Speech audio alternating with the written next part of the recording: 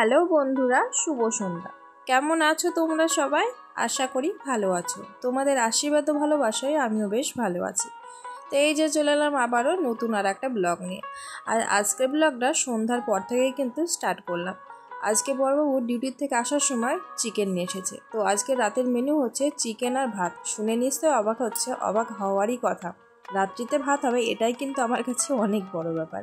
তো যাই হোক, এর ব্যাপারে পরে কথা বলছি। তো দেখো, চিকেনটাকে কিন্তু খুব সুন্দরভাবে পরিষ্কার পরিচ্ছন্ন করে ধুয়ে নিয়েছি। আর চিকেনটা ভীষণই ভালো ছিল, মানে একদম ফ্রেশ, মানে সাথে সাথে কেটে এনেছে আর কি।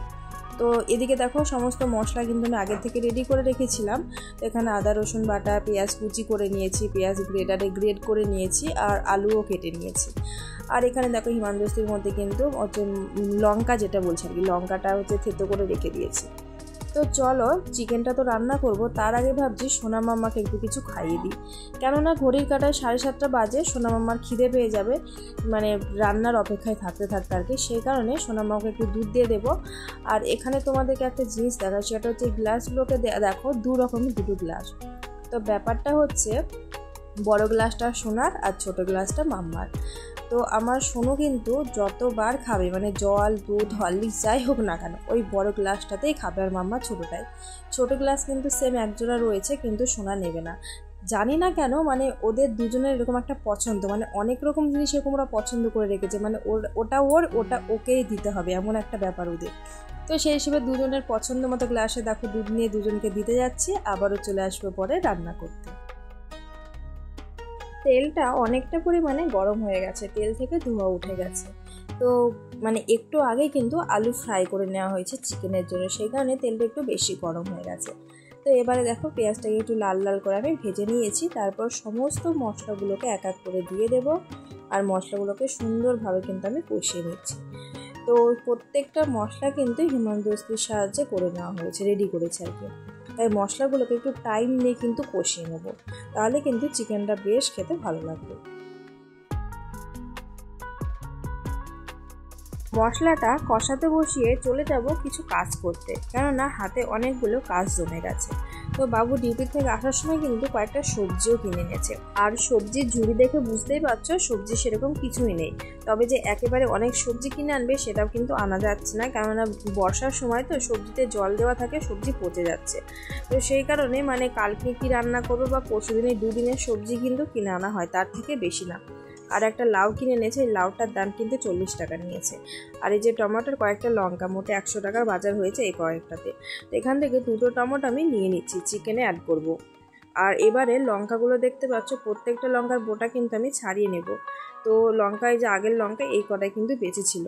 তো আগে কি করতাম, আমি লঙ্কার বোটা ছাড়ানোর আগে লঙ্কাগুলোকে ধুয়ে জলটা ঝরিয়ে কিন্তু লঙ্কার বোটাটা ছাড়িয়ে রাখতাম। কিন্তু এই লঙ্কা, প্রত্যেকটা লঙ্কায় কিন্তু ভেজা, জল দেওয়া লঙ্কা। আবারও যদি আমি এরপরে ধুয়ে নিই, তাহলে কিন্তু লঙ্কাগুলো পচে যাবে, বেশি দিন থাকবে না। সেই জন্য লঙ্কাগুলো আর ধুচ্ছি না, এইভাবেই বোটাগুলো ছাড়িয়ে কিন্তু রেখে দিচ্ছি। আর যখন রান্না করব তখন একটা একটা করে কিন্তু ধুয়ে নেব। আর তাছাড়া তোমরা তো জানোই বন্ধুরা, এখানে কিন্তু আমার কাছে ফ্রিজ নেই। তো খাবার রান্না করা বলো বা সবজি বাজার, যে কোনো কিছু করতে গেলে কিন্তু আমাকে একটু হিসেব করে করতে হয়, যেহেতু ফ্রিজ নেই। ফ্রিজ থাকলে কিন্তু অনেকটাই সুবিধা হয়। তো এরপরে দেখো, চাল মেপে নিয়ে নিচ্ছি। তো আজকে রাতে কিন্তু ভাত রান্না হবে, এটা আমার কাছে অনেক একটা বড় ব্যাপার, অবাক করার মতো ব্যাপার যাই বলবো। কেননা বড়বাবু এমনই মানুষ, রাত্রিতে যদি কোনোদিন ভাত করার কথা বলেছি, ও তো মানতেই চায় না। তার উপরে রুটি, মুড়ি, চিড়ে, পরোটা, লুচি যা দেবে সমস্ত খাবার খাবে, কিন্তু ভাত খেতে চায় না। জানি না ভাতে কেন অ্যালার্জি আছে ওর এত। তো আজকে জানি না হঠাৎ করে বলছে যে না, চিকেনের সাথে ভাত করো। আর আমার কিন্তু চিকেন বা মাছ যেটাই বলো না কেন, ভাতটাই কিন্তু বেশি ভালো লাগে, বিশেষ করে রাত্রিতে। আর ও খেতে চায় না। আর মনে করলে আমি নিজে নিজে খেতে পারি অবশ্য, কিন্তু তোমরাই বলো, একজন খাবে আর একজন খাবে না, সেটা কিন্তু খারাপ দেখায়, নিজেরও ভালো লাগে না, সেই হিসেবে খুব একটা ভালোভাবে খাওয়া হয় না। তাই আজকে ভীষণই খুশি মনে কিন্তু এই যে ভাত রান্না করছি, রাত্রিতে চিকেন আর গরম গরম ভাত, ব্যাপারটা বুঝতে পারছো, বেশ জমে যাবে। আর এদিকে চিকেনের সে মশলা কষা পর্যন্ত দেখিয়েছি, এর মধ্যে দেখো চিকেনটা কিন্তু কষানো হয়ে এসেছে। আর চিকেনের রেসিপির ভিডিও কি আর দেখাবো, তোমরা তো দেখেই নিয়েছো, তাই আলাদা করে দেখাচ্ছি না। তো একেবারে চলে এলাম খাওয়া দাওয়া নিয়ে। রান্না কমপ্লিট। আর এই যে দেখতে পাচ্ছ, প্লেটে কিন্তু বাবুর জন্য ভাত রেডি করে নিয়েছি। আর রান্নাতে কিছুই না, চিকেন আর ভাত, আর তার সাথে ওই যে পেঁয়াজ লঙ্কা দিয়ে দিয়েছি। তো কষাতে অনেক কয়েক পিস কিন্তু চিকেন খেয়েছে, সেই জন্য এখন বলছে খাবো না, 2 পিস মতো দাও। আর ভাতের পরিমাপটা দেখতেই পাচ্ছ, ও কিন্তু এর হাফ ভাত খেতে চাইছিল, আমি জোর করে দিয়েছি, তো সেই হিসেবে কিন্তু খাচ্ছে আর কি। তো চলো এখন আমিও খাওয়া দাওয়া করে নিই, পরে দেখা হচ্ছে তোমাদের সাথে। বন্ধুরা তোমরা বলো তো, দেখে কি মনে হচ্ছে একেবারে আমি অরিজিনাল স্টাইলসের দেওয়াল মুছছি? আমার কিন্তু মনে হচ্ছে, মানে মনের মধ্যে একটা আনন্দ আনন্দ ফিল হয় যখন দেওয়ালটা মুছে আর কি। মানে আমার রান্নাঘরটা এরকম পরিপাটি হলে খুব ভালো লাগে আর কি। তো যাই হোক, সেটা তো না, নিজের মতো করে একটু গুছিয়ে নেওয়ার চেষ্টা করছি। বাদ বাকি মানে যেহেতু রান্না করেছি, চিকেন রান্না করেছি, তেল মশলা একটু ছিটকে পড়েছিল, তো তাই একটু পরিষ্কার করে মুছে নিলাম। আর এই যে গ্যাস ওভেনটাকেও দেখো, ভিম জেল দিয়ে কিন্তু আমি প্রথমে এই যে পরিষ্কার মানে মেজে নিয়েছি আর কি, তারপরে ভেজা কাপড় দিয়ে 2-3 বার মুছে নিলে কিন্তু সুন্দরভাবে পরিষ্কার হয়ে যাবে। আর আমি কিন্তু রান্নার পরে ডেলি গ্যাসের ওভেনটাকে এভাবেই পরিষ্কার করে নিই। আর তাছাড়া একটা জিনিস দেখবে, জিনিসপত্র পরিষ্কার পরিচ্ছন্ন পরিপাটি করে গোছানো থাকলেই কিন্তু দেখতে বেশ সুন্দর লাগে। তো এই যে নিজের মতো করে পরিষ্কার করে গুছিয়ে নিচ্ছি।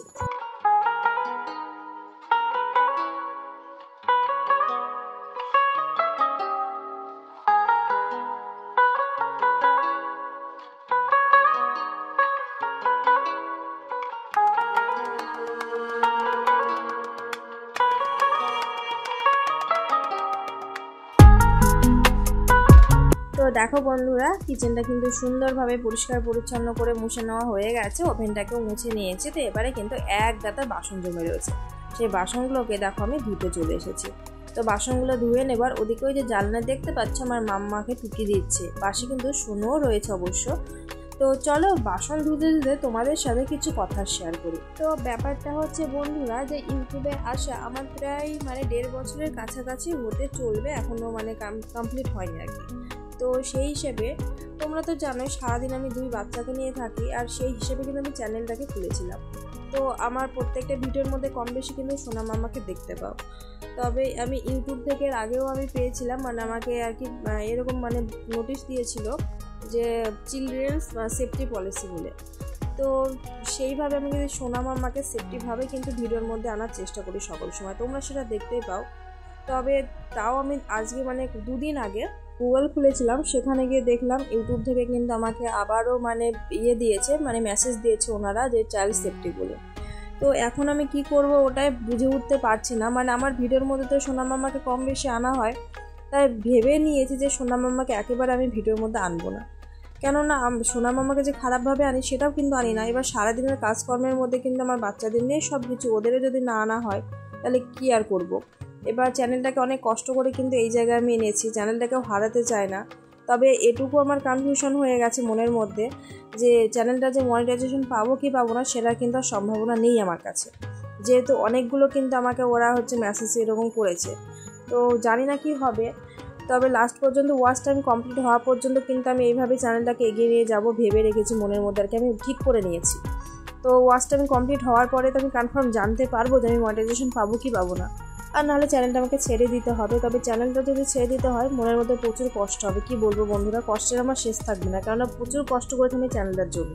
তাই ভেবেই নিয়েছি সোনা মাম্মাকে ভিডিওর মধ্যে যতটা পারি না আনার চেষ্টা করব। আমি জানি ইউটিউবের অনেক দিদিভাই আছো আমার সোনা মাম্মাকে খুব ভালোবাসো, আবার অনেক দিদিভাই কিন্তু দেখতেও চায় ভিডিওর মধ্যে। এবার কি করব বলো বন্ধুরা, আমার তো এখানে কিছু করার নেই, তবে যতটা পারি না আনারই চেষ্টা করব ভেবে নিয়েছি। আর তোমরা একটু সাপোর্ট করো যাতে ওয়াচ টাইমটা খুব তাড়াতাড়ি কমপ্লিট করতে পারি। তো যাই হোক, ওদিকে বাসন ধুয়ে দেখো এই যে ড্রাই ফ্রুটসগুলোকে আমি ভিজিয়ে দিচ্ছি। তো সকালবেলা কিন্তু বাবু মানে ড্রাই ফ্রুটসই খেয়ে নেয়, ব্রেকফাস্টের জায়গায় কোনো কিছু খায় না। তো এই যে এখানে দেখো কাজু, তারপরে ছোলা, কাঠবাদাম, আমন্ডস, কাঁচা বাদাম, কিশমিশ সব ভিজে দিচ্ছি। তো সোনা মাম্মা কিন্তু মানে বিশেষ করে মাম্মা এর আগে কয়েকদিন আগে বেশ বাদাম খেত, তো সোনা মামা ড্রাই ফ্রুটস ইদানিং খেতেই চাচ্ছে না। তো যেভাবেই হোক মানে ডাল বা খিচুড়ির মধ্যে দিয়ে খাওয়ানোর কিন্তু চেষ্টা করি। তো দেখো এই যে ড্রাই ফ্রুটসগুলোকে এখন ঢেকে রাখলাম, রান্নাঘরের সমস্ত কাজ কমপ্লিট, আর রাত্রি প্রায় মানে 10:30 বেজে গেছে। তো এই যে জানালা দরজা সমস্ত কিছু বন্ধ করে এখন চলে যাব বেডরুমে।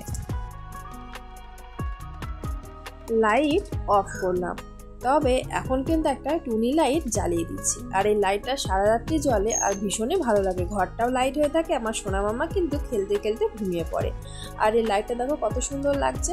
তো চলো বন্ধুরা, আজকে এই লাইট দেখেই গুড নাইট করলাম, দেখা হবে আবারও কালকে সকালে।